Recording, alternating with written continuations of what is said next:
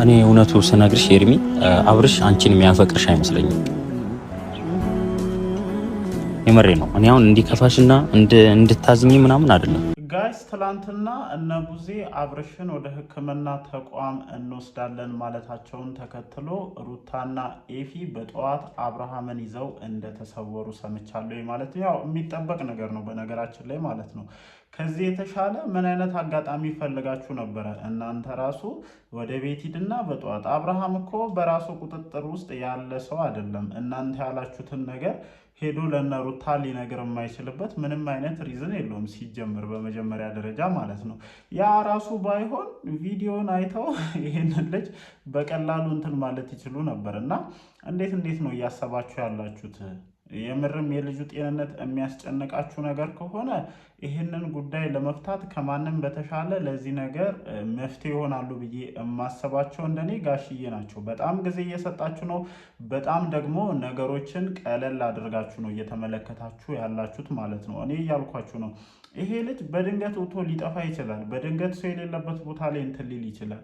እጅግ በጣም መጥፎ ኬዝ ላይ ነው ያለው። ኬዙን የተረዳችሁ አይመስለኝም ብዙዎቻችሁና ሁል ጊዜ የራሳችሁን ጥቅም ስለምታስቀድሙና የራሳችሁን ፍላጎት ብቻ ማሟላት ስለምትፈልጉ የነገሩን እንትን ክብደት በጣም አወርዳችሁ ነው እየተመለከታችሁ ያላችሁት። ለማንኛውም በመግቢያ ላይ እንዳልኳችሁ የነ ቡዜንና የነ ዳኒን ነገር የሰሙት ሩታና ኤፍሬም አብርሃምን ይዘው በጊዜ መሰወራቸውን ሰምቻለሁ ማለት ነው። ያው እንዳልኳችሁ ይሄ ጉዳይ የሚጠበቅ ነው።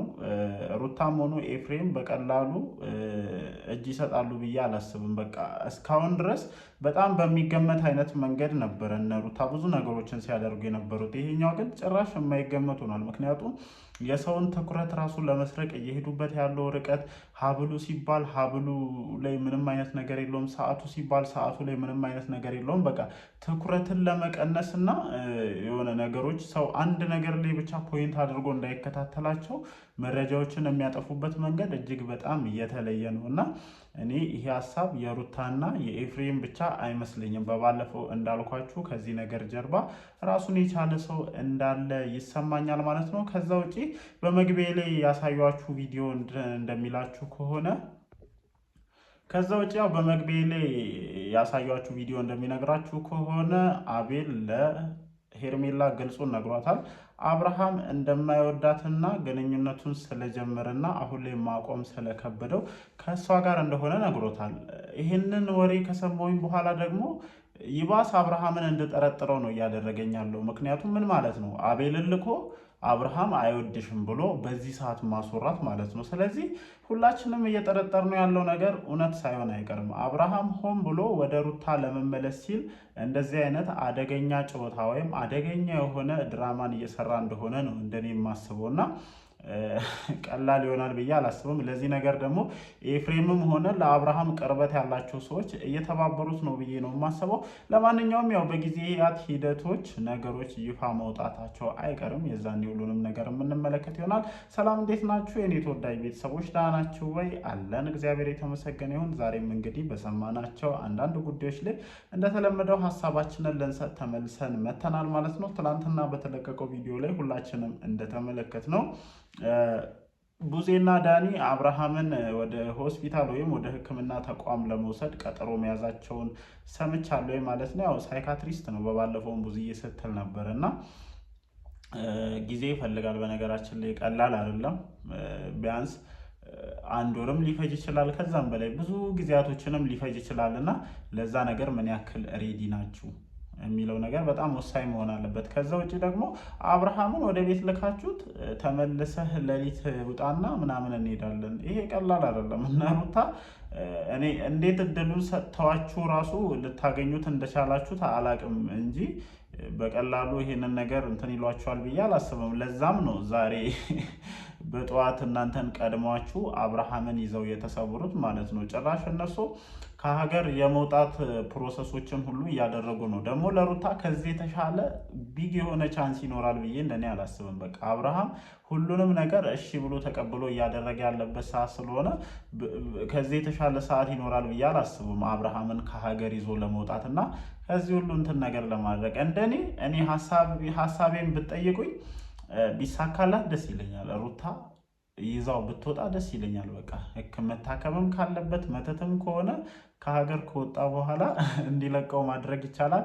ለማንኛውም ግን ሪያሊቲውን ስናወራ ማለት ነው በየትኛውም አይነት ይሁን በየትኛውም አይነት መንገድ ምናልባት አብርሽን ከአንቺ ጋር ለማኖር የጀመረውን ህይወት ለማበላሸት እንደዚህ አይነት ነገሮችን አድርገሽ ከሆነ በጊዜያቶች ሂደት ወደ ራሱ እንዲመለስ መፈለግሽ አይቀርም። ወይም ይሄኛውን አብርሃም አንቺ ራሱ ትፈልጊዋለሽ ብዬ እንደኔ አላስብም። እንደዚህ ራሱን ማወቅ ያልቻለውን አብርሃም ትፈልጊያለሽ ብዬ አላስብም።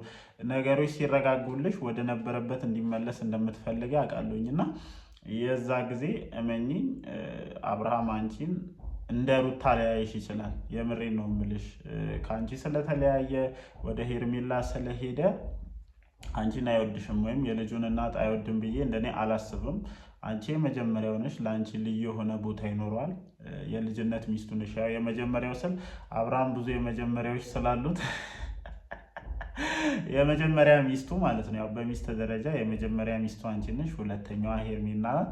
ምናልባት የሚቀጥልም ከሆነ እግዚአብሔር ነው የሚያውቀውና ለማንኛውም ግን እኔ ለነቡዝዬ ማለት የምችለው ነገር የትላንቱን አጋጣሚ ተጠቅማችሁ እናንተ ጋር አሳድራችሁት ጋሽዬ በሌሊት መጥተው መደረግ ያለበት ነገር ቢደረግ የተሻለ ነው። ምክንያቱም በቀላሉ ሩታና ኤፍሬምን ያሸንፋሉ ብዬ የማስባቸው መደረግ ያለበት ነገር እንዲደረግ አስተዋጽኦ ሊያደርጉ የሚችሉት ከእናንተ በተሻለ ጋሽዬ ናቸው ብዬ ነው እንደኔ የማስበው ማለት ነው። እኔ ለምን ዝምታን እንደመረጡ አላቅም። ለምን ይሄንን ጉዳይ ሁሉም ሰው ቀለል አድርጎ እንደሚመለከት አላቅም። የምሬን እኮ ነው።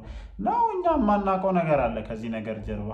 የምር የሰው ልጅ በዚህ ልክ ታሞ ራሱን እያጣ እየመጣ እንደዛ ነቃ ደንገጥ ያለ ልጅ ስንት ነገር ማድረግ የሚችል ልጅ በአንድ ጊዜ ሁለት ሲኮችን አብላልቶ አንቺ ትብስ አባብሎ የሚኖረው አብርሃማችን በዚህ ልክ ራሱን እንትን ብሎ ማየት እጅግ በጣም ከባድ ነገር ነው። እኔ ለምንድን ነው ነገሮችን ቀለል አድርጋችሁ የምታዩት? የምሬን እኮ ነው። የምር አስባችሁታል ጋይስ? እኛ ራሱ ነገሩን እያቀለል ነው እኮ ነው። ይሄን የመሰለ ነቃ ደንገጥ ያለ ልጅ እንደዚህ ሆኖ ማየት ከባድ ነው። እና ለምንድን ነው እኛ የማናውቀው ነገር ካለ ነገሩን እንረዳ።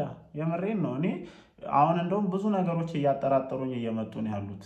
እንዳልኳችሁ አቤል ሄዶ ሄርሜላን አይወድሽም አብርሃም ምናምን ማለቱ አብርሃም በቃ በደንብ ተዘጋጅቶበት የሆነ ትወና እየሰራ ነው ብዬ ነው የማስበው፣ ወደ ሩታ ለመመለስ ማለት ነው። ግን እንዲህ መተወኑ ለምን አስፈለገው ነው አሁን ትልቁ ጥያቄ። ለምን ያስፈልገዋል እንደዚህ መተወን?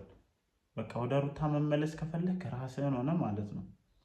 ወይ ሁለተኛ ሚስት ሆነሽ ትኖሪያለሽ፣ ወይ ደግሞ እኔ ወደ ሩታ ልመለስ ነው ምናምን ብትላት እኔ አይሚን እምቢ የምትል አይመስለኝም ሄርሜላ ማለት ነው። እንዲህ ዝም ብዬ ሳስብ